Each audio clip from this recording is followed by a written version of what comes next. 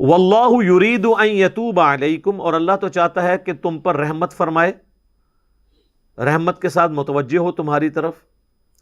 وَيُرِيدُ الَّذِينَ يَتَّبِعُونَ الشَّهَوَاتِ، اور جو لوگ خواہشات نفسانی کی پیروی کرنے والے ہیں ان کی تو خواہش یہ ہے ان تمیلوا میلا عظیما، کہ تم بھی حق سے بالکل منہ موڑ لو اور ان کے راستے کے اوپر آ جاؤ، یعنی جو بے حیائی کا پرچار کرنے والے لوگ ہیں.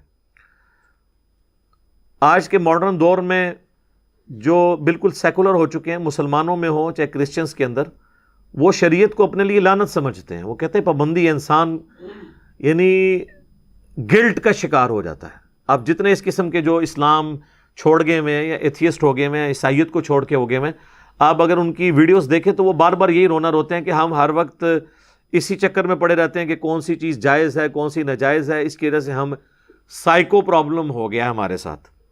حالانکہ یہ سائیکو پرابلم نہیں ہے، بلکہ ان پابندیوں کے اندر اللہ کی رحمت چھپی ہے ہمارے لیے، اور ہم لاجیکلی اس کے اوپر ڈیبیٹ کر سکتے ہیں. مجھے بتائیں اگر اسلام کا سیکس ڈسپلن نہ ہو تو کیا میاں بیوی کامیاب ازدواجی زندگی گزار سکتے؟ تو انسان کو اللہ نے جانوروں کی طرح تو پیدا نہیں کیا، یہ تو ایک خاندانی نظام کو لے کے چلتا ہے. خاندانی نظام کے لیے یہ ضروری ہے کہ سیکس ڈسپلن ہو. اگر سیکس ڈسپلن نہیں ہوگا خاندانی نظام ٹوٹ پھوٹ کا شکار ہو جائے گا. خاندانی نظام دو چیزوں کے اوپر ہی ڈیپینڈنٹ ہے. جو میاں بیوی کا تعلق ہے وہ کس پہ ہے؟ نمبر 1 سیکس اور نمبر 2 اولاد. انہی دو چیزوں کی وجہ سے میاں بیوی کا تعلق قائم رہتا ہے. ان میں سے ایک بھی معاملہ ڈسٹرب ہو جائے تو علیحدگی ہو جائے گی. تو ظاہر ہے انسانوں نے کوئی جانوروں والی زندگی تو نہیں گزارنی، ایک خاندانی نظام کو لے کے چلنا ہے. جب خاندانی نظام کو لے کے چلنا ہے انہوں نے، تو پھر سیکس ڈسپلن بھی سخت ہوگا اور اس میں کسی قسم کی ٹالرنس نہیں ہوگی. پھر یہ حجاب پردہ یہ ساری کی ساری چیزیں ہوں گی، تو پھر شریعت کی پابندیاں بھی آئیں گی. اگر ایک مرد ایک سے زیادہ عورتوں کی طرف متوجہ ہوگا تو وہ اپنی بیوی کے ساتھ کیسے مخلص ہوگا؟ اور اگر ایک عورت ایک سے زیادہ مردوں کے ساتھ اٹیچ ہو جائے گی تو وہ کیسے مخلص ہوگی؟ یہ خاندانی نظام چل ہی نہیں سکتا. یہ ڈیپینڈنٹ ہے اس کے اوپر کہ میاں بیوی ایک دوسرے کے علاوہ کسی اور کی طرف متوجہ نہ ہو. تو اس کے لیے پھر سیکس ڈسپلن ہوگا، پردہ بھی ہوگا، آنکھوں کی حفاظت بھی ہوگی. جو سورہ نور میں آیا کہ مومن مردوں کو حکم دو کہ اپنی نگاہوں کو نیچا رکھیں، اور مومن عورتوں کو حکم دو کہ اپنی نگاہوں کو نیچا رکھیں. اچھا، یہ نگاہوں کو نیچا رکھنا یہ کئی فتنوں سے آپ کو آزاد کر دیتا ہے، صرف سیکس کے پوائنٹ آف ویو سے نہیں، دنیاوی خواہشات سے بھی. یہ جو لوگوں کو خام خواہ ہر چیز کو دیکھنے کی عادت ہوتی ہے نا، موٹر سائیکل پہ چلتے ہوئے بھی 50 جگہ وہ دیکھ رہے ہوتے ہیں، ٹھیک ہے، لوگوں کی گاڑیوں کو دیکھ رہے ہوتے ہیں کون سا ماڈل آیا ہے، نمبر پڑھ رہے ہوتے ہیں کیڑے شہر دی ہے، تو بس وہ اسی چکر میں ہی پڑے رہتے ہیں. یہ صرف بد نگاہی یہ نہیں ہے کہ آپ نے بے حیائی کے حوالے سے نگاہوں کی حفاظت کرنی ہے. بد نگاہی یہ بھی ہے کہ آپ خام خواہ لوگوں کی نعمتوں کے اوپر نظر رکھے ہوئے ہیں، اور آپ کے اندر خام خواہ کا وہ جیلسی فیکٹر پیدا ہو، اور اندر ہی اندر آپ کوڑتے رہیں، اور پھر اس چیز کو حاصل کرنے کے لیے آپ حرام اور حلال کی تمیز گنوا دیں. دنیا کے جتنے فتنے ہیں نا ان کا آغاز آنکھ سے ہوتا ہے.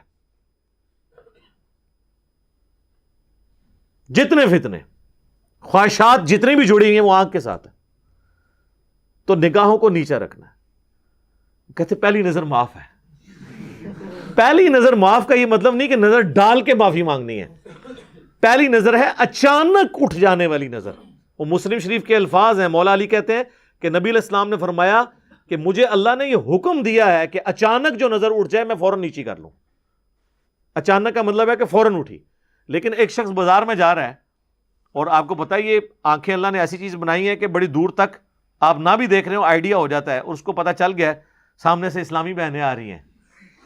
تو اب یہ تو نہیں وہ دیکھ کے پہلی نگاہ کرے گا اور پھر نیت کرتا ہوں پہلی نگاہ کی اور پھر نیچے, نہیں, بس اس کا اس وقت پتہ لگ جانا ہی اس کی پہلی نظر ہو گئی. اب دیکھنے کے اوپر وہ اس کی دوسری نظر شمار ہوگی. اور جو بندہ نگاہوں کی حفاظت نہیں کرتا میرے بھائی, وہ جتنی مرضی نمازیں پڑھ لے, جتنے مرضی وظائف کر لے, وہ فتنے سے بچ ہی نہیں سکتا، کیونکہ اسلام کی ساری چیزیں جڑی ہوئی ہیں نا، ایک کے ساتھ کو ریلیٹڈ ہے نا. آپ نے وضو ہی نہیں کیا، آپ جتنی مرضی نماز پڑھیں آپ کی نماز ہونی نہیں ہے. آپ کہتے ہیں روحانیت آ جائے، میں بے حیائی سے بچ جاؤں، گندے گندے خیالات، کہتے ہیں گندے گندے خیالات آتے ہیں. وہ کام ہی تمہارے ایسے ہیں کہ گندے گندے خیال آئیں. ایسے دوستوں کی صحبت چھوڑ دو، ایسے میگزین پڑھنا چھوڑ دو، ایسی ویڈیوز دیکھنا چھوڑ دو. جب آپ وہ اس ماحول سے ہٹیں گے، خود بخود اندر کی تطہیر شروع ہو جائے گی. اور اس کے لیے پہلی شرط نگاہوں کی حفاظت ہے. تو اللہ تعالیٰ نے شریعت کی پابندی لگا کے بیسیکلی ہمیں دنیا کے اندر ہی آزاد کر دیا خواہشات سے. ورنہ یقین کریں کتنی عورتوں کے ساتھ آپ نکاح کر لیں گے یا تعلق قائم کر لیں گے، اس کا تو کوئی اینڈ ہی نہیں ہے. اس کا اینڈ یہی ہے کہ اخلاص کے ساتھ میاں بیوی آپس میں بانڈ رکھیں، نگاہوں کی حفاظت کریں، کوئی ایکسٹرا کوئی کسی قسم کا معاملہ سٹارٹ ہی نہ ہو تاکہ آگے معاملات چلیں ہی نہ. لہذا شریعت کی پابندی انسان کے لیے نعمت ہے. میں اکثر نمازوں کے اوقات کے بارے میں سوچتا ہوں کہ اگر نمازوں کے اوقات نہ ہوں تو جانوروں والی زندگی ہے انسان کی. جو لوگ نماز نہیں پڑھتے آپ دیکھیں ان کی کیا حالت ہوتی ہے. ان کو مغرب کے وقت نیند آئی ہے نا، سو گئے ہیں، اب جا کے رات کو 1 بجے آنکھ کھلی ہے، باقی سارے گھر والے سوئے ہوئے ہیں، اب وہ جاگا ہے، اب اس کو لگی ہوئی ہے بھوک، اب جائے گا فریج میں جا کے دیکھے گا، بجلی ہوگی تو چلو اوون میں کچھ گرم کر لے گا، پڑا ہوگا نہیں ہوگا تو وہ کھانے پینے کی طرف سے بھی ڈسٹرب ہوگا. اب رات کو 1 بجے جاگ گیا ہے تو اب نیند بھی نہیں آئے گی، اور فجر کی جیسے ہی اذانیں شروع ہوں گی نیند آ جائے گی. اور جب ناشتے کا وقت ہوگا وہ الٹا پڑا ہوگا، گھر والے ناشتہ کر رہے ہوں گے. تو نمازوں کا اگر ٹائم ٹیبل نہ ہو تو جانوروں والی زندگی ہے آپ کی.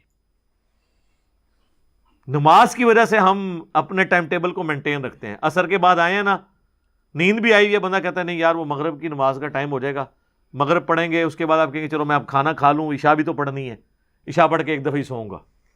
لیکن اگر آپ کی کوئی روٹین نہ ہو، جو اکثر ہمارے مسلمانوں کے نوجوان بھی ذرا ان کی حالت دیکھ لے کیا ہے، جانوروں کی سی زندگی گزار رہے ہیں، جانوروں سے بھی بدتر. تو شریعت جو ہے یہ لعنت نہیں ہے بلکہ نعمت ہے، اور یہ اللہ نے یہ پابندیاں لگا کے ہم پر احسان کر دیا. یہ پابندیاں نہیں ہیں بلکہ ہمیں سلیقہ سکھایا ہے. اس کے علاوہ کوئی اور پیٹرن ہو ہی نہیں سکتا کہ آپ سکون کی زندگی گزاریں. کوئی بندہ روزانہ 1 فلم بھی دیکھ لے، 2 فلمیں بھی دیکھ لے، کتنی دیکھے گا؟ At the end of the day bore ہو جائے گا، اینڈ ہی کوئی نہیں ہے. انسان کی زندگی ایک خاندانی زندگی ہے جس میں ماں باپ بیوی بچوں کے حقوق ہیں، وہ اپنے معاملات کو لے کے چلنا ہے، اللہ کے حقوق پورے کرنے ہیں، ایک ڈسپلن لائف گزارنی ہے آپ نے.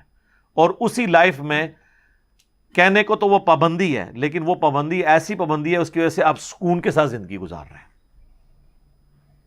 دنیا میں بھی آپ دیکھ لیں، آپ کسی ڈاکخانے کے باہر بینک میں یا ڈاکخانے کے باہر بل جمع کروانے کے لیے کھڑے ہوں اور وہاں پہ 1000 لوگ بل جمع کروانے کے لیے آ جائیں، اگر تو وہ قطار میں کھڑے ہوتے ہیں تو پھر تو سارے کرا لیں گے، اور اگر قطار نہیں بنتی تو پھر تو شام تک بھی فارغ نہیں ہوں گے، اور لڑائی جھگڑا بھی الگ سے ہوگا. ڈسپلن کا یہ فائدہ ہوتا ہے. اس طرح شریعت بھی ایک ڈسپلن ہے.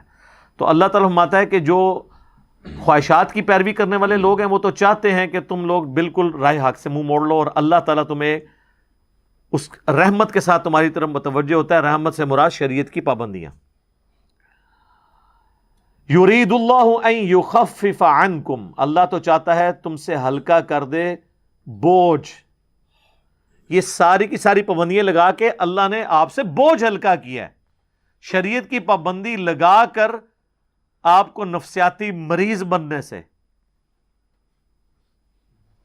انزائٹی سے بچا لیا. وَخُلِقَ الْإِنسَانُ ضَعِيفًا، اور انسان کو تو اللہ نے کمزور پیدا کیا. یہ حقیقت بات ہے. انسان کے پاس صرف ایک چیز ہے جو اس کو سب پہ بھاری کر دیتی، وہ عقل ہے. باقی ہماری جتنی کیپیبلٹیز ہیں نا وہ جانوروں سے بہت کم ہے. ہاتھی جو ہے نا وہ زمین پہ پاؤں مار کے نا 40 کلومیٹر دور تک نا کمیونیکیشن کر لیتا ہے دوسرے ہاتھی کے ساتھ. 40 کلومیٹر. کتے کی سونگنے کی حصہ آپ دیکھ لیں، عقاب کتنے کلومیٹرز اوپر سے اپنا شکار نیچے دیکھ لیتا ہے.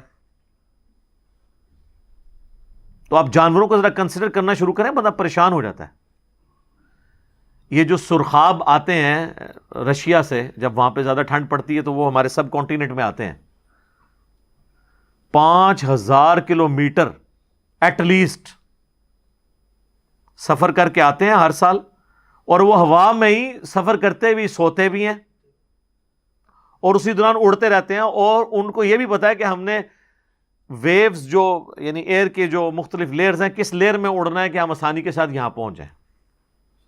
وہ میرے بھائی کے ایک دوست ہیں, تو وہ سرخاب کا شکار کر کے نا تو گھر میں ایک دفعہ سرخاب دینے کے لیے آئے, تو مجھے کہنے لگے علی بھائی یہ پر دیکھیں, یہ وہ پر ہیں جو بوئنگ اور ایئر بس کا کوئی جہاز بھی اس طرح کے پر نہیں رکھتا جو اللہ نے اس کو پر دیے ہیں. فیولنگ کی بھی ضرورت نہیں سر, بس وہ وہاں سے چلتے ہیں اور یہاں وہ سوتے بھی ہیں, کھانے پینے کی بھی کوئی حاجت نہیں ان کو, یہاں پہ پہنچ جاتے ہیں. اور پھر جب موسم دوبارہ نارمل ہوتا ہے وہ واپس چلے جاتے ہیں. تو جانوروں کو آپ کسی بھی جانور کی اگر خوبیاں گننی شروع کریں تو بندہ حیران رہ جاتا ہے. گدھ, اس کی یعنی جو اس روئے ارض پہ سب سے زیادہ عمر ہے نا کسی اسپیشیز میں سے, تو وہ گدھ ہے. 800 سال تک عمر ہوتی ہے جی. آپ جا کے گوگل میں لکھیں آپ کو پتہ چل جائے گا, 800 سال تک. اچھا یہ جانور بھی تو بیمار ہوتے ہیں, ان کو بھی زخم ہوتے ہیں, ٹھیک ہو جاتے ہیں. اور کپڑے اللہ نے ایسے دیے ہیں ان کو کہ بدلنے کی بھی ضرورت نہیں ہے. ہمیں تو کپڑے دھونے پڑتے ہیں, نئے پہننے پڑتے ہیں. اللہ نے پر دیے ہیں, وہ خود بخود ٹوٹتے ہیں, نئے اگتے ہیں. صفائی والا معاملہ بھی ان کا ہوتا رہتا ہے, ان کو کوئی نلاتا دلاتا نہیں ہے. تو آپ ایک ایک اگر جانوروں کی کوالٹی دیکھیں تو انسان تو آپ کو نظر آئے گا کہ واقعی یہ جو اللہ نے فرمایا میں خلق الانسان ضعیفا, اتنا کمزور ہے انسان کہ آپ انسان کے بچے کو ٹیبل پہ رکھ دینا وہ نیچے گر جائے گا, لیکن آپ بلی کا چھوٹا سا بچہ بھی ٹیبل پہ رکھیں وہ نیچے نہیں گرے گا. اس کی جبلت میں اللہ نے ڈال دیا. یہ جو مرغیوں کے چھوٹے چھوٹے چوزے جب نکلتے ہیں انڈے سے, کس اسکول میں جاتے ہیں وہ دانا چگنا سیکھنے کے لیے, پانی پینے کے لیے, اور جب چیل آتی ہے تو وہ اپنے ماں کے پروں کے نیچے آتے ہیں. ان کو کس نے یہ ساری چیزیں سکھا دی ہیں؟ یہ اللہ تعالیٰ نے ان کی جبلت میں, انسٹنکٹ میں ساری خوبیاں ڈال دی ہیں. اور انسان کو صرف ایک چیز ہے, وہ عقل, جس کی وجہ سے اس نے سب کو قابو کیا ہوا ہے. ادروائز انسان کی اپنی جو کیپیبلٹیز ہیں نا وہ جانوروں کے مقابلے پہ بہت کم ہے. انسان بہت کمزور ہے, جانوروں سے ڈر جاتا ہے. لیکن عقل دیکھیں آپ کے, عقل کی وجہ سے اتنے بڑے بڑے ہاتھی شیر ان کا شکار کر لیتا ہے. اگر ان کے پاس بھی وہی عقل ہو تو زمین پہ انسانوں کو نہ زندہ رہنے دیں. ہاں جی جناب, بس وہ آپ ایک عید قربان پہ صرف ایک ہی بیل ذبح کریں گے, باقی بیل پھر آپ کو ذبح کریں. ان کے سامنے ذبح ہو رہے ہوتے ہیں, پھر اگلا پکڑ کے آپ لاتے ہیں, ذبح کر دیتے ہیں آپ. ورنہ اگر وہ یہ دیکھ لیں کہ یہ اس کا کیا مطلب ہے جو ان کے ساتھ ہو رہا ہے, ہمارے ساتھ بھی ہونا ہے, تو آپ بیل میں جتنی طاقت ہے آپ اس کو گرا سکتے ہیں اگلے بیل کو. انسان اپنی عقل کی وجہ سے چل رہا ہے لیکن ہے کمزور.